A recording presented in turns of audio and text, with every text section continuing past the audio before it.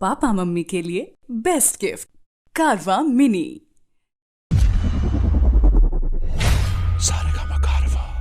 सुनिए 2.0 पर।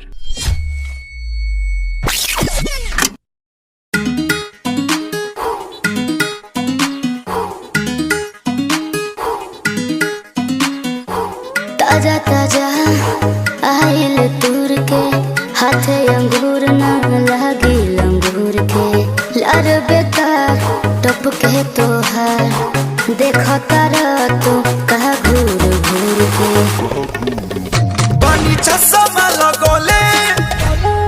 अच्छा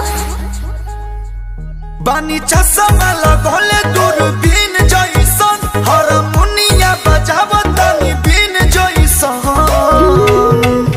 हाके नाच रे पतर की नागिन जइसन तया के नाच रे पतर की नागिन जइसन।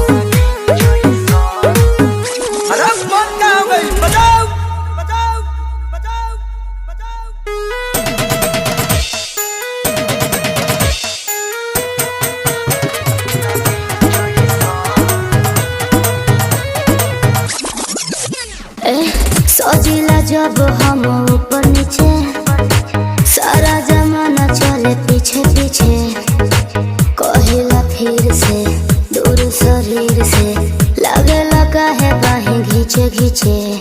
अरे बोलो अरे बोलो हई तबला आवाज क्या आज तबला आवाज करे टीन जइसन हई ताल पर तू धिनक धिनक दिन दिन जइसन हाया के नाच रे पतर की नागिन जइसन नाच हाया के नाच रे पतर की नागिन जइसन।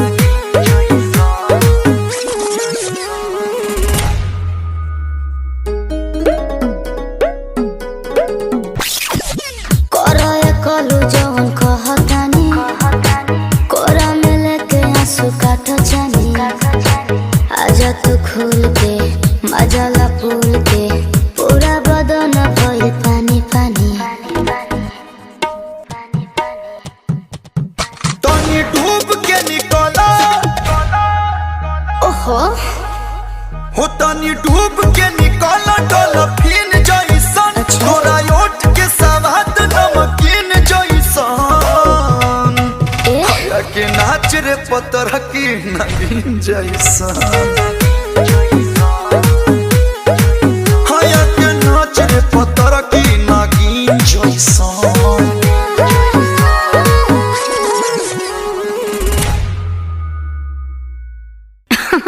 अरे पूरा इंडिया हिली बाबू, खाली तू देखत जा।